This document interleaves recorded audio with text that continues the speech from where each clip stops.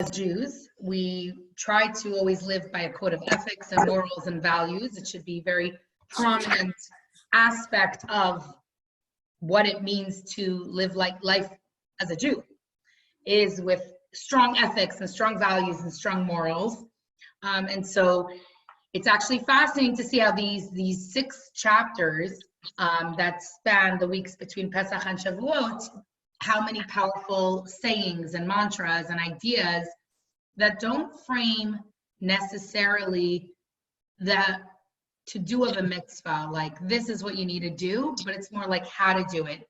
And it really goes through the how, the attitude, the mindset for how we interact with fellow man and interactions with Hashem, with God. And so there's a lot of amazing ideas shared in Pirkei Avot and Ethics of Our Fathers. And we started last week with a little bit of a kind of an introduction of why Ethics of Our Fathers, what the goal is, what the point is, why do we study them. I realized, though, after last week when we just touched on the intro, I actually told the ladies last week a story. One of our students was in the Mays Business School, and she had to do this ethics report. She said to me, I want to do this ethics report. I want something unique, a unique angle. And I said, why don't you do about, Jewish ethics? There's something called that. And I said, yeah, Ethics of Our Fathers. So we talked last week how there's 6 books of the Mishnah, and each of those books are divided into that deal with different types of laws, agricultural laws, business laws, agricultural damages, marriage, divorce, all different, that really span the human life and human experience, the full range. And we as and this section, which deals with ethics, is when we kind of zoom in and focus on it. Pirkei Avot literally means the chapters of our fathers, which we'll talk about shortly. And there's 63 volumes within tractates with there's 6 books, okay, right, known as Shisha Sidrei Mishnah, which many of you may be familiar with, and then there's within that shorter tractates, 63 of them, and we study these 63 volumes, and we study this section of it during these 6 weeks. And we actually talked about how we asked a question of why are we not doing it during in preparation for Rosh Hashanah or preparation for, this is a question from one of the ladies here, why is it this specific time? So we talked about that. It's a really perfect segue for Matan to receive the Torah. As we know, there's a very famous line, Derech Eretz Kadma Torah, respect comes before Torah. So certainly to work on ethics and respect and all these values at this time is a perfect time as we're getting ready. We're paralleling the journey of the Jewish people as they took the journey to receive the Torah. So we're kind of paralleling that journey. So what I wanted to do, though, because I realized there was a little bit of a lack of clarity, so I found this incredible chart in one of my children's books, and I'm going to share it with you because it's I think for me, it was very, very clarifying. I'm just trying to see if it uploaded from my Google Photos. I want to share with you, and I'm happy to send, I'm happy, Laser, I am the teacher. I'm happy to send, I'm just trying to see if it will upload. I'm happy to send it to the group afterwards, the photo itself. Okay, for some reason it's not uploading. I don't know if I'm not on the Wi-Fi, whatever. You never know with, I have a Wi-Fi error, that's why. Okay, let's turn it on and off. So I took photos that are in the inside. Basically, my children have this book. As I mentioned, we study these 6 chapters on Shabbat, and my children have this book that we use, and what we've been trying to do is that when it's a time to study, the kids are each kind of picking their favorite Mishnah. Now, what does it mean, a favorite Mishnah? A Mishnah that really, really, really speaks to them, that motivates them, or they feel as they can connect with, or feels very, very relevant to them. And I'm going to try one more way to get this picture up here, because this is what happens when you rely too much on technology. If we refreshed, if it's there, no, it's not. Okay, we have another hack. We're going to pull it up. So this book, you see this book? Is it clear in the camera? I don't know how clear it is in the camera. Okay. And it's a beautiful book, illustrated. It's really for children. And what's amazing about it, it has life lessons, the biographies of the Tana, the author of that specific Mishnah, behind the quote, meaning if there was a connection, why did that sage feel compelled to give that, come out and teach that lesson? So like because either something that happened in their life or something that had to do with their personality, like why were they compelled to like be the author of that one? It also discusses the ideas, if there's a connection between one Mishnah and another, the link between them. And then it also discusses like sparks, illuminations, which is like takeaways, practical takeaways or stories from that Mishnah or interesting tidbits. And it's great. And thoughts to ponder, words to ponder, so the kids build the vocabulary. It really is just such a, if you see, I mean, it's just such a great book. It has here like the original Mishnah. I'm trying to do this in the mirrored way. The original Mishnah, the translation, some stories about that person, words to ponder that are connected, and it's really done well. So on Shabbat, we've been doing it after Mincha when it's a standard time to study this. We've been studying it. Now, when I found it was I opened the book because I figured it would really give more clarity into what we were discussing last week. I'm just going to send it to myself. Hold on. And we'll see if I could pull it up on the screen because I'm basically sending it the photo on WhatsApp to myself on the computer so I could pull it up on the screen because my photos are not syncing. And I'm going to pull up on the screen because I found it very, very clarifying. Because we were trying to discuss last week, when did these sayings, like where did they come from, who, what, when, where, etc., etc. So I'm going to click on this picture. I'm going to see if it works this way. And if so, I will share my screen. Let's see if it works. It's going to give me a hard time. Yes. Is there a way to see quickly? Here we go. We got it. See if this works. All right. Perfect. It's uploaded. So that's wonderful. And one more photo. I'm going to pull it up. Going to, here we go. I'm going to share my screen and show you. No, I want to, hold on. I'll show you my, oh, there we go. Perfect, done. God bless this technology. There's so many advantages, but it does make things a little more complicated sometimes. Okay, hopefully this will help. Does everybody see now my screen? I'm done with the edits, so now it's saving the photo. And I'll just show you very briefly because it gives you, and I actually have the zoomed in photos. And I think it's really, really neat to see. So on the left of the photo, the left, if everyone could see the photo, just give me a thumbs up. Yeah, okay. So the left of the photo, and these are, it's hard to read. I get that, but I took zoomed in photos and I'll send those so people could see. This is kind of the overview, the big map, and then I'll show it. So on the left of the photo, it shows creation, or like right here, do you see my mouse moving? Okay, this is creation. This is the world. So it's major events in history on the right, Jewish history on the right. Okay, so like it says here, the plague, the binding of Isaac, exodus of Egypt and receiving the Torah, the first temple built, the Purim story. It has all of those on the right. And then on the left, it discusses maybe some famous figures during that time period. Okay. Now, in the tan area, do you see this tanned area? That is actually the period where the Mishnah was authored. Okay. So the whole right side, this whole tan section, if you watch my mouse moving around, is actually zoomed in this little area on the left, the timeline. Okay, so after the Purim story, during the second temple period, right? That's when all the 6 books of the Mishnah were documented. Does that make sense so far? Is it more clear than last week so far, at least? Yes, right? Okay, because last week I felt like it was a little scattered, like it wasn't so clear. So we said it was in the 2nd century, and we said that there is in these authors. Now, what if you recall, Does anyone remember why the Mishnah got documented? So at Sinai, we said Moses got the Torah, the written Torah. Moses was the first scribe, wrote the first Torah, but he got Torah Shebachtav, as we know, right? Like we gave the example from the Shema, where you should find it as a sign on your arm and you wear it as a sign between your eyes. I'm going with the same one because it's a classic one and it's very, very clear. A clear example, we all know a mezuzah, we all know tefillin, we all know saying Shema before we go to bed, we all know that Shema is maybe prayer in the morning as well.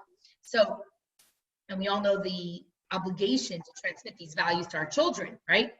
However, just minimize this so I don't have that beeping, because WhatsApp that I opened to share screen is beeping. This is like so fun, guys. The technology is not fun. Okay, listen, at least it's enabling us to learn Torah together. So we all know that that's like, we all could rattle it by heart, the Shema, hopefully. We know it's an obligation to teach our children those values about the oneness of Hashem and have it throughout our day when we travel, when you're in your home, when you're traveling on your way, right? We all know that. But who writes it? What writes it? What is it talking about? Where? Tefillin? Who? How? When? What? Why? All of those details were transmitted as the written Torah was transmitted, generation to generation. Like we said, every single Torah in every single synagogue, in every single community, across any denomination is exactly the same. Every letter, every ot, every dot is exactly the same. The oral transmission of Torah was meant to go in tandem, teacher to student, so that there's this connection, that there's this energy, that while the information is being transmitted, you're not just reading it in a book.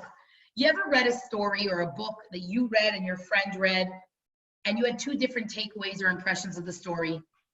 Now, chances are your takeaways and your impressions of the story were either because you had a background of different knowledge. So for instance, if Anat, you just talked about starting your fourth book, right? Anat reads a book on architecture and I read a book on architecture, we're gonna see it very differently.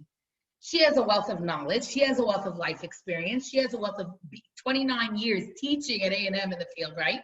So your experience and your knowledge, you're gonna see the whole thing differently. Let's say, I'll give you an example. Sarah, you read a book, a psychological thriller. I read a crazy story. You read it and you may be analyzing the patients, you may be diagnosing, you may see it differently because of your own personal knowledge, background, experience. And aside from our own background, knowledge, and experience, we also have all the lens that we see life through, right? So think of an example where you go to an event, a party, a Shabbat dinner or an event, and one person says, oh, that wasn't a good experience for me, and the other person says, wow, that was incredible. One person said that was insightful, the other one said, okay, the food was good. We also have our own personalities that come into play. We have our own history, our own way of thinking, our own lenses that we see things through. You could walk and you have more than one child here. Everyone here has more than one child. You can walk down the street with two children. One child's gonna be skipping, it starts to rain, they're skipping in the puddles. The other one's like, why is it raining? Oh, it's terrible, now I can't ride my bike. The other one's like, great, I can catch frogs, right? We also have our personalities that come into play. So the advantage of transmitting Torah orally, teacher to student, was that then the issues, the layers, the personality, the lens, the personal experience can all be kind of factored in so that the message remains pure and clear. And anyone who knows who's teaching, and I know a lot of frustration for a lot of teachers on Zoom now, is you can't feel the energy of your students. You can't look at when they're questioning, they're unsure, their body language, their pensiveness, their discomfort with the subject, whatever it is, you don't get that feedback. So when teaching teacher to student, you get that feedback. Okay? When you are not, you listen to a lecture, you're reading a book, it's missing something. However, does anyone remember why we said Rabbi Yehuda HaNasi, Judah the Prince, understood that what needed to happen right now was documenting the mission? Now, if you look at the left side, we're trying to find the next picture. or what was going on. I'm going to flip this over again with technology. Does anyone remember what we said last week of why it had to be, feel free to unmute yourself, why it had to be, so you see modern major events, famous figures, and the year, the common era, the years from creation. So if you zoom in on the time period, let's just see, sorry. And it was the destruction of the Beis Hamikdash, and the Jews were dispersed. Okay, interesting. So this was actually, I realized I wasn't so clear last time. The first temple was here, right? Then came the Purim story. Then they were kicked out. Purim story, and we know actually it was the descendants of Esther that allowed the Jews to go back and build the second temple. Okay, so if you look at the next picture, so here we have on the bottom the Purim story, the first temple. So now, okay, still teacher to student, we could teach. Now comes further, hold on, let's go to the next picture because I took these pictures on purpose to be able to zoom in. I actually looked online to find, but it wasn't as, this is so clear, and I think it's done for kids. The child in me finds this very, very clear. So it's, I actually love this book. I like to, Rabbi and I also love to use it when we're studying for Kibbutz. Okay, so remember that tan spot was in the middle? Just to go back a second. Okay. That's the tan spot right there. Hold on, I'm going to flip that picture. Okay, done. It's not so, it's a little blurry, but we'll be able to piece it together. And I hope this is I hope this will make it more clear, not less. Okay, so remember we were showing before the first temple. Okay, how long it lasted. The Purim story. There's the destruction of the Purim story. They get permission to go back. Second temple period. See, Hillel, the very famous Hillel, Rabbi Yehuda Nasi lives towards the end of it. He's the one who documents this during the second temple period. Okay, and you're right, since they had already been through one exile, and the prophets were clearly saying the second exile is, that oops, that is not a photo that's going to help us. I don't even know what that photo is. It's like someone took a photo of a carpet or the floor or something. Go back the other way, right? Then right afterwards, just to show you what happens after, right? Because here is where this whole mission of the Pirkei Avot, Ethics of Our Fathers, gets documented and authored. Right afterwards, you have the completion of the Talmud. Okay, so the first ones, the authors in the Mishnah were called the Tanaim.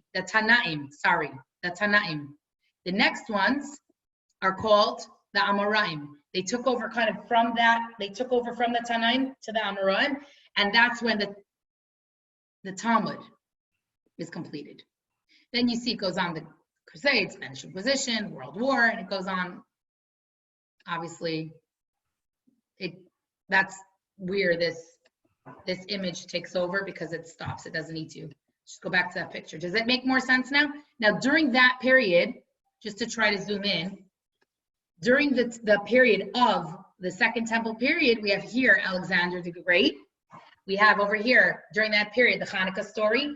We have over there, the destruction of the Second Temple. And over here, the Bar Kokhba rebellion. And we have over here on the bottom, the mission. I'm just moving this image bar. The mission is completed. So that all happened during this span. Hanukkah, destruction of the Second Temple, the mission is completion. It was Alexander the Great taking over for the Persian Empire to the Greek Empire, meaning there was a lot of tumult. So Rabbi Yehuda Nasi said we can't rely on just the luxury of all being in this little beautiful piece of land and having the ability to teach and to learn. We have to document this. And we'll see that a lot of the things that we're going to learn, they're proof that documentation was so essential, because we're able to still in 2020 quote something like, don't judge a book by its covers, which comes from Mishnah, from Pirkei Avot. So did that introduction, just even if you're not on screen, did that introduction make it a little bit more clear, the image? Yes, can you send a copy? Absolutely. I'm going to WhatsApp these. I don't even mind doing it right now. I can absolutely WhatsApp these to you ladies right away to the group so that you can see it on your own. It's okay. Okay. Would you mind also to send exactly the name of the book? Sure. It's a great book, by the way. A great book for kids. I'll send you also the cover of it. It's called Living Lessons. The author is Living Lessons because it's to live the lessons, and it's done. I'm gonna forward you. I'm gonna send also this one. You know where we can purchase it? I will look for the link, and as soon as I have a link, I will forward it to you lovely ladies. Thank Okay? you. I'm gonna forward right now these two, and I'm gonna get the link to buying the book also. I'm gonna have Rabbi help me out with that. And I'm just gonna flip these pictures to make it easier for everyone, and I'm gonna send them over as well. Okay, and then forward them. It will make sense once you see the overview, and I'm trying to send them also in order so that it makes sense. Okay, Second Temple period. Let's hit rotate. And Mania? yes, my Mania, dear. the cover book does not have the author and does not have the publisher. We will. I'll send it to you. Either way, I'll just send you a link. It will probably be easier. Good, thank you. Yeah, and I'll just send you a link. It's published by Living Lessons in Coney Island, Brooklyn. There we go. And I'll send you guys a link to order it. Okay, if you want. Happens to be a great book. It really, like great. I'm telling you, my mother-in-law taught for a full year this book, a bunch of adult women, and they all had in their book. They didn't. It gives so much context. It's a work of art. Like, meaning if it's, let's say it's introducing Tana, one of the sages. What a sage is, it says a little bit about his biography, like who he was and why that was so significant. A story about him. It's really well done. Okay, so now instead of but does it make sense so far? Give me just a thumbs up if it makes sense. Like just on the bottom, if you know how to. If it makes sense so far, where the Mishnah falls into place and how it goes. Susanna, does it make sense? Is it clear? Yes, it is clear. Okay. Trying to figure out how to give you a thumbs up. I can't find it. Okay, I just found. All right, you can get it on Amazon, but this one, I just got this link for you. Rabbi heard me in the other room and sent me the link. This one is more cost effective. I'm sending them to you both. You'll find out depending on your Amazon, depending on the price, but they're both here, the shipping. Here you go, 2 links to buying it. Okay? Thank you. Susanna, does it make, Susanna, go ahead, join us. Thank you. Yeah. Perfect. Clear so far? Yes, clear. Thank you. Okay, I hope it's just at least, what'd you say, sweetie? Sorry. I got the link you sent. Okay, but is it more clear where this book of Mishnah, the section came from, or the whole historically? Yes. Okay, perfect. I felt after last class that I had known it and I left more confused. I realized that we were a little bit balagan, so I figured let's dial it back, give it the context, so we know what, when, where, and why. Okay, so we said that Rabbi Yehuda Nasi understood that it had to be documented, so now we document it, and so we start with it. Now, it actually is interesting that in the beginning of this of Pirkei Avot opens up with the first one that Moshe Kibel Torah Mesinai Umasar Yeshua, and I'm going to put it up right here. Hold on a second. I'm going to pull it up so someone else can. Hold on, just so we could see. It's so. Okay, hold on. We pulled this up last week and it actually worked, which was really cool. The text, Hebrew, hold on, Parsha. No, where is it? Talmud Mishnah. Okay, where is the actual? We had it, text chapter 1.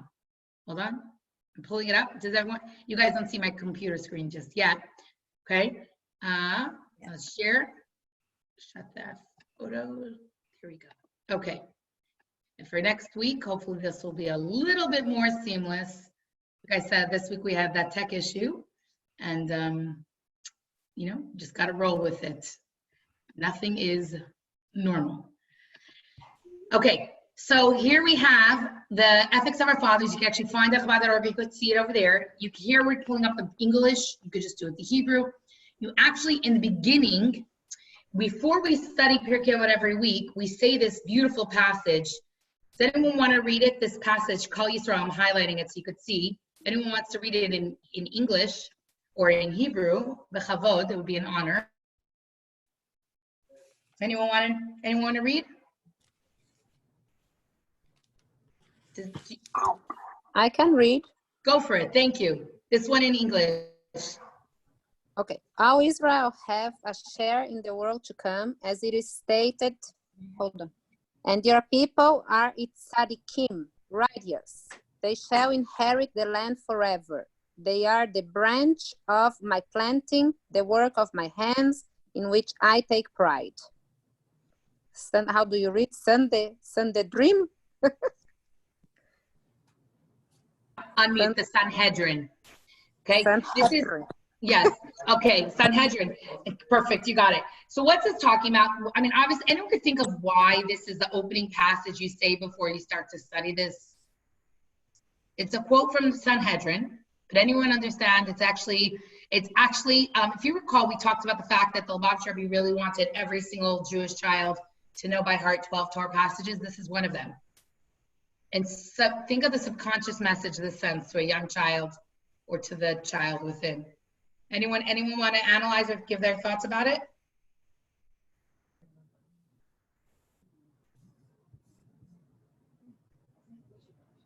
Anyone? So what are they saying? That basically every single Kol Yisrael, all of us, meaning there's this united idea that we're all good. We're good.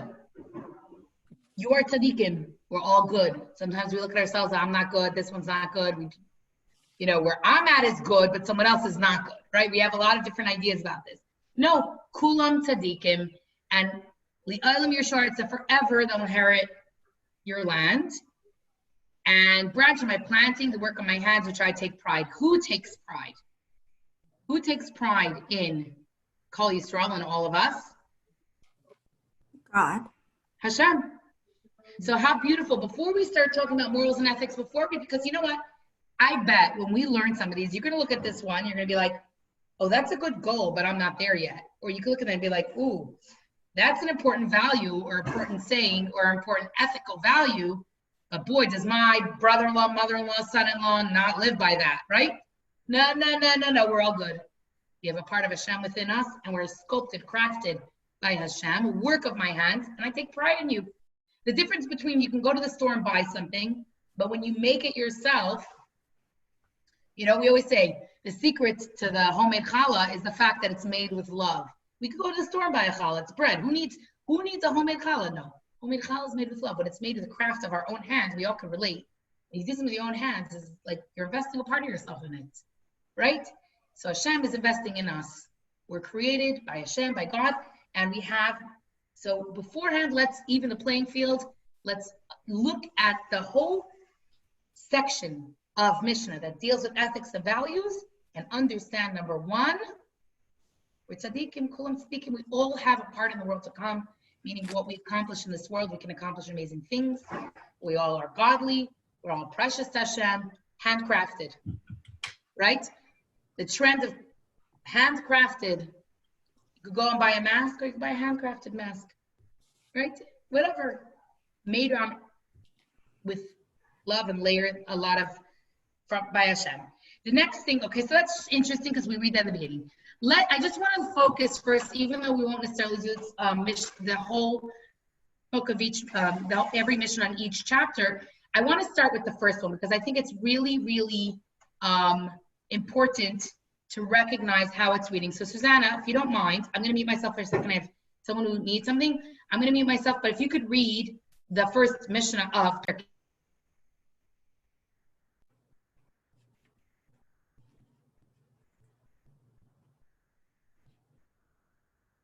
Hey, Mania, do you want me to read in Hebrew? Mania? Yes, please. I'm not sure. Go ahead. Read in Hebrew, and then Susanna, you're going to get to translate.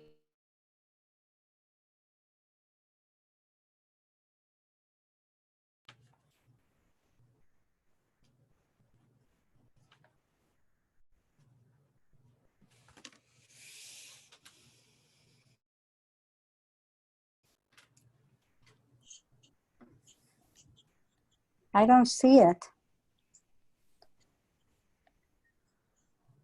What happened? I don't see you. Okay. You don't Can you put see the word? can you put the page again, because I see only your Chabad thing. Okay. Oh, I see it. Okay, now I see it. Okay, sorry. So you want me to read Moshe Kibel Torah מסיני? Yes. That's the one? Yes. משה קיבל תורה מסיני ומסרה ליהושע, ויהושע לזקנים, וזקנים לנביאים, ונביאים מסרוה לאנשי כנסת הגדולה. הם אמרו 3 דברים, הבו מתונים בדין, והעמידו תלמידים הרבה, ועשו סייג לתורה. Okay. Sorry, now I have to figure out. Sheesh, the tech is really challenging me this time, huh? Anyone notice that? Yeah. Okay, Susanna, can you translate for us? You want to read it? Okay. Moses received the Torah from Sinai and gave it over to Joshua. Joshua gave it over to the elders to the prophets, and the prophets gave it over to the men of the great assembly. They, the men of the great assembly, would always say these 3 things. Be cautious in judgment. Establish many pupils. Sorry. And make a safety fence around the Torah. The other one I cannot read, number 2. It doesn't No, show. you did a good job. You did a good job. That's all. We're just going to focus on the first one. Okay, so it opens up with talking about, I'm going to just stop share for a second because it's a little bit, okay. We're gonna talk about this first Mishnah, which I'm trying, so the tech is really challenging me this time. I feel like this is, of all the classes, this is the one that I'm really struggling with the tech because I'm trying to like do a lot, which is good. We're gonna get better at it. I'm gonna get better at it, right? Okay, so what is it first describing? On a very literal level, it's describing how that oral Torah was transmitted. So it makes sense that it's opening up this book of ethics and morals that are going to come quoted from different sages, and it's opening up with saying, number 1, Moshe Kibel Torah Sinai, that we got all this comes from where? Yes, these sages were righteous, and yes, they were talented and articulate and wonderful, but the values are from Torah, meaning they may put it together, but it's not like they made it on their own. Like one sage had this great idea, and I'm going back, like one of them is siyag l'chachma shtika, a sign of wisdom is silence, right? Did he make that up? So yes, he's the author of that Mishnah. But did he come up with that? Like, it's a Torah value, right?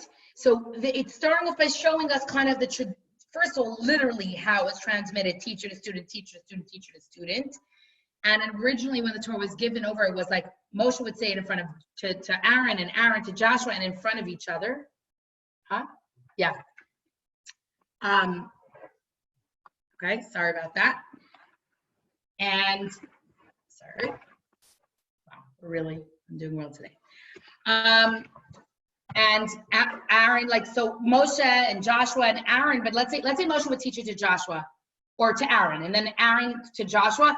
Moshe would still be in the room. They would always have someone, so there was no broken telephone that there was like, oh wait, what did he mean when he said that? I don't know, he's gone, I'm not sure. So there was always kind of some accountability that we maintain the integrity of Torah and of transmitting Torah. Okay? So first of all, it's just showing us the literal transmission, and then it's also explaining to us who were the men of the great assembly. They were chachamim, they were wise sages, a court, a Jewish court, and they led the Jewish people after the prophets, after the time of the prophets. And establishing what was one of like the main precepts? Number one, be patient in judgment. Okay, this is a court, they're sages. It makes sense that they want to have that as a very, what's your core value, right? Which when we were entering this kind of new COVID phase of life, here, Yessi and I went back to the drawing board. What's our core value? Why are we here in Aggieland? So is it just because of the geographical location, or are we here because there's something important and powerful and significant that we need to be accomplishing now, right? So the idea of like the core values of who we are and what's important to us makes sense. Number one, be patient in judgment. Number two, establish many students. What is that referring to? Anyone have any thoughts on what establishing many students is referring to? Make sure that they were not just sitting in their own little ivory tower, sharing their own spiritual academia and not sharing it with the masses. Meaning, make sure that what this values, what this Torah learning is, it's going to the next generation. Because what good is it to have a bunch of academics who are excellent and very proficient, but keeping that to themselves? So if they are Torah scholars of that generation, they have obligation. Again, core value, number one, be patient in judgment. Number two, make sure we're transmitting these values, these ideas, Torah, to the next generation. And the third one, make a protective fence around the Torah. That's an interesting one, Siyag LaTorah. And that is basically, think to yourself of something that, okay, I'm going with a silly example because it's a silly one. Let's say you're allergic to nuts. They're bad for you. They're not good for you. Yeah, don't walk into a factory where they're making Passover cakes that are full of nuts. You just wouldn't even go there, right? You would stay away because I know if I go there, I may be in contact. Or let's say I'm a sugar addict or I'm trying to detox, and it's a terrible example, but I'm trying to detox from sugar. Okay, so the best place to go is not a candy store. Or don't go, when I'm shopping, don't walk through the candy aisle. Again, a silly example. So each one of us in our own life, though, I bet if we can each think of an area where there's something about ourselves that we want to work on or we want to strengthen, and there's certain behaviors that will encourage that and certain behaviors that will discourage that. So for instance, if I want to, for me, this extended period of extended time at home with all of my lovely children, and I mean that they're lovely, they're wonderful, it's a blessing for sure, but it's challenging, right? Everyone under their roof, different kids going through different things at different times, right? Not simple. So bearing that in mind, I have to find out what are tools and mechanisms that I could put in place, what boundaries, gates, siyag, fences, can I put in place to prevent struggling or prevent challenges. So for instance, the reason I couldn't get onto class today was because I noticed one child was having a hard time staying in class or doing certain things, but they had access to all the laptops because they figured out all the passwords. So last night I told Rabbi, all right, you got to change all the passwords. The problem is I didn't know the password to my own laptop. I couldn't get on. So he created a fence for that child, not to control the child, but just to make it easier for the child. It wasn't like, well, we're so mad at you, so we're changing your password and we're taking the laptop away. It's, we know what you're struggling to do, go to classes and do what you need to do. So we're going to take one distraction away. We're going to create a fence. And it's an interesting idea because I think people, it's like, let's say, I'll give you a perfect example in halakha and Jewish law that would be a fence around the Torah. So let's say we're forbidden to do business on Shabbos, right? Could imagine, day of rest, day of retreating, we're not supposed to do business. You know, no business deals, even though you know that famous joke.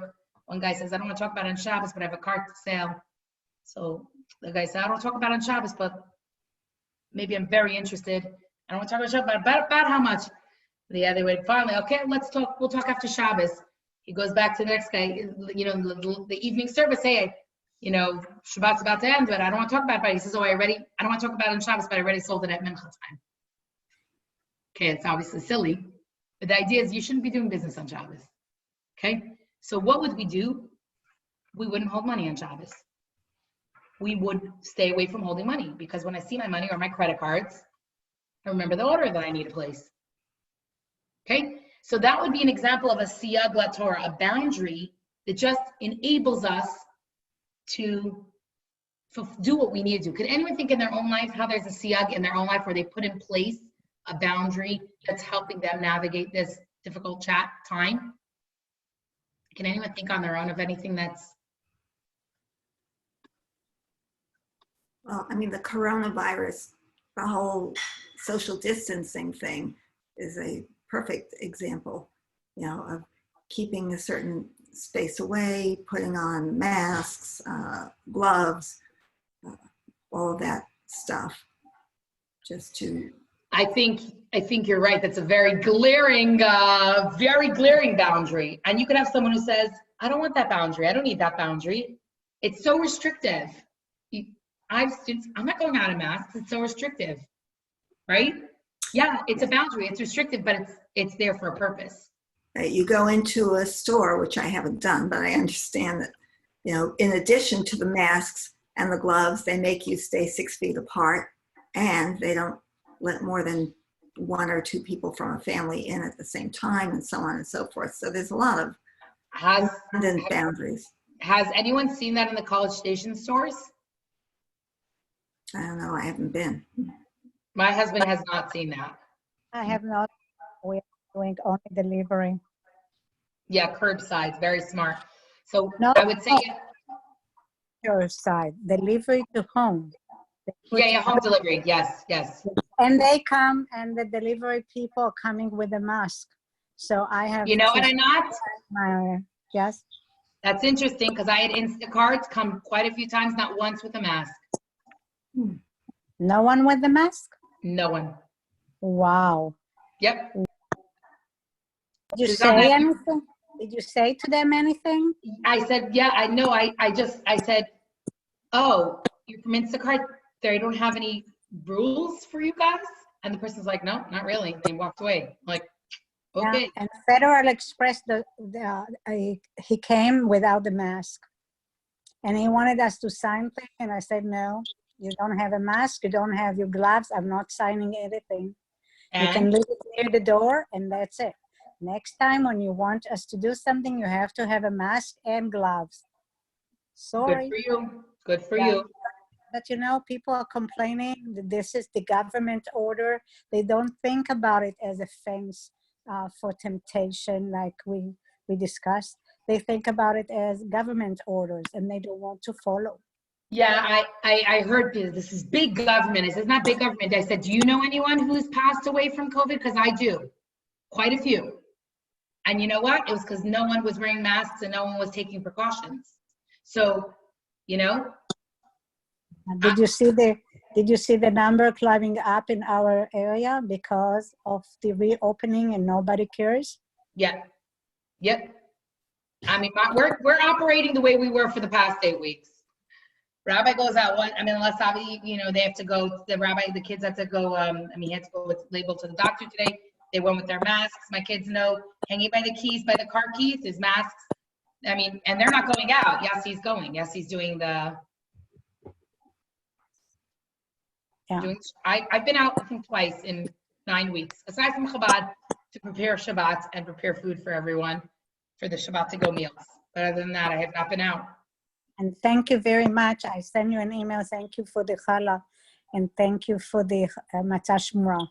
Oh, thank you. Good. You're welcome. You're very welcome.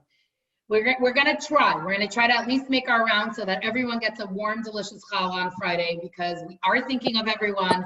We can't do every delivery every week, but we can do quite a few each week. So you don't have to, and thank you very much.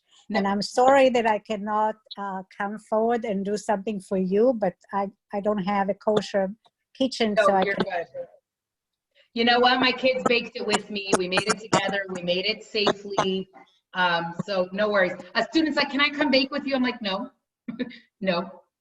I'm not letting students into bake. I don't, they're going places. They're not taking precautions. Nope. Right. Yes, I know. By the way, all this ethic and moral, cautiousness and all this, the Mishnah, we have, maybe you can send it to the government of Israel, which is terrible. It doesn't have any ethic in them. So That's somebody has to remind them about the Mishnah.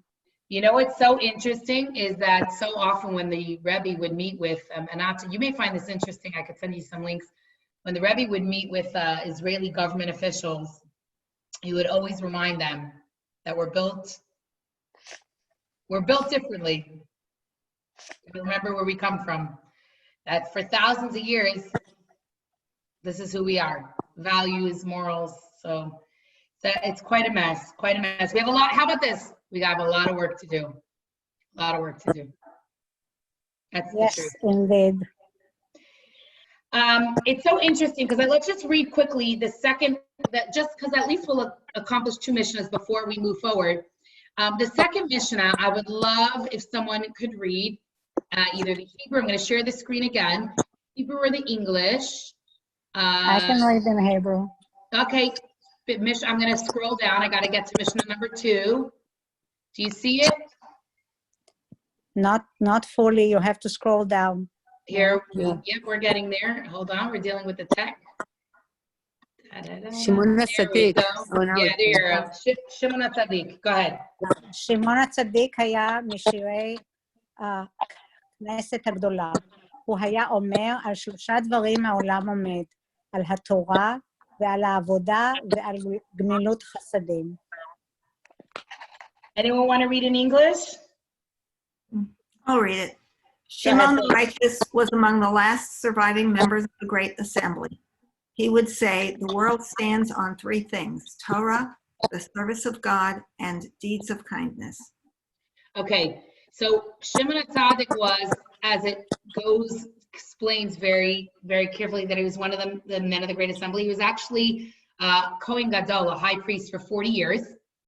And there were a lot of incredible miracles that happened during his leadership. And now this is not the same person as Shimon Bar Yochai. No. Okay. That's the rabbi. That's the Rashbi. That's not. That's a student of Rabbi Akiva. Yeah. Okay.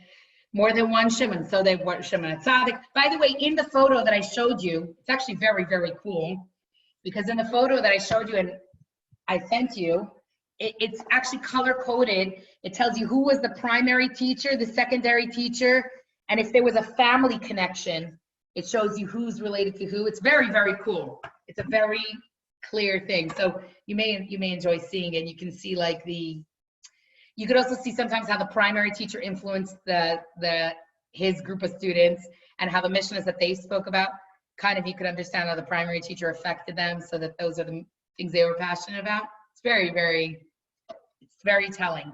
Okay, so let's just unpack these 3, because I think it's a really good practical takeaway, because we always like to walk away with something practical, right? So it's great to learn Torah. When we learn Torah, we need to try to be practical. So anyone can understand Torah, so it's obviously learning.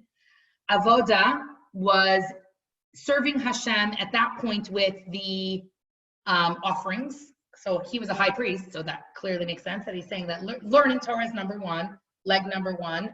The leg number 2 is avoda, was at that point the offerings, which anyone know what our replacement for the offerings are right now in 2020?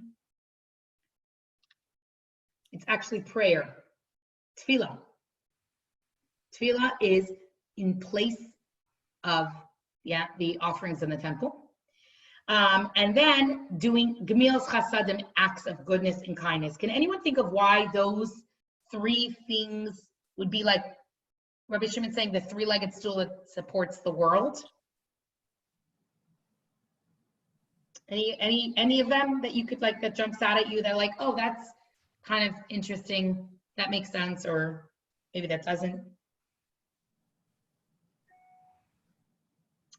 Okay. So Gemilas Chasadim, I think, is the easiest one to understand, right? What's Gemilas Chasad? Acts of kindness. We certainly know, talk about ethics, talk about morals, talk about values. Kindness is so important and so a part of who we are.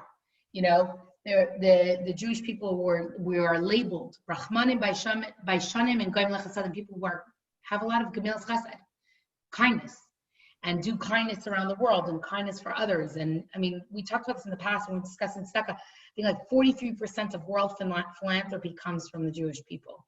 A very huge amount, Jewish giving. So Gemilas Chasad is ingrained in us. Acts of goodness and kindness. So that kind of makes sense. Okay, the world stands on that. You need goodness and kindness. Imagine, God forbid, a world without goodness and kindness. It's a destructive world. And I think there's so much goodness and kindness, even in this crisis, that's come out that we're being able to see, right? And then obviously, avodah, serving Hashem. So, okay, why would prayer, making sure you stay connected to Hashem, be important for the world? Because if we believe God created the world to develop a relationship with us, that connection that we have through prayer, being able to turn to Hashem, turn to a higher power when we're in crisis, when we're in trouble, when we just stay connected to our life source, is powerful and important. And the third one, learning Torah, because we said in the past that Torah is Chachmato or Ritzono Shel HaKadosh Baruch Hu, God's will and God's wisdom. And it says it's the how God connects with us. So this infinite God, this finite world, how do we, finite humans, connect with an infinite God? How does an infinite God connect with finite humans? The pipeline or the connection is through Torah. Why? Torah, we said, is from the lashon, the language of melashon hora'ah, directions, instructions. So how to live in this world and maximize our potential and maximize the world, it makes sense that that's one of the pillars that keeps up the world. Think of your morals or your values or the things that hold you to be who you are. If you just have morals, values, and thoughts, but you don't do acts of goodness and kindness, that's a two-legged stool. You need a three-legged stool to support the world. So it's just something to take away. And I think for myself, that Torah, obviously we sit together weekly, we're learning, we're going to give out, hopefully that will be more practical. I would love for next week, I could, if anyone wants to get involved and share more ideas, share more, if there's a favorite Mishnah that they have that they want to share that they can find, I don't want to give anyone homework because everyone is in over their heads with work at home. But if anyone does want to get involved, feel free, next week to share a little bit. But I think to ourselves of how we can add a little bit more acts of kindness in our home, a little bit more connecting to Hashem, and a little bit more Torah study. It's not gonna be bad for us. Not gonna be bad for any of us. Any thoughts? Thank you. See you next time. Anyone else? Manya. Thank you. Thank you. Take care, ladies. It was good to see you, speak to you. And anyone who wants to get on camera next week, feel free. So I'm not talking to myself. Okay. All right. Bye. Thank you. Goodbye. Manya. Bye. Have a good week.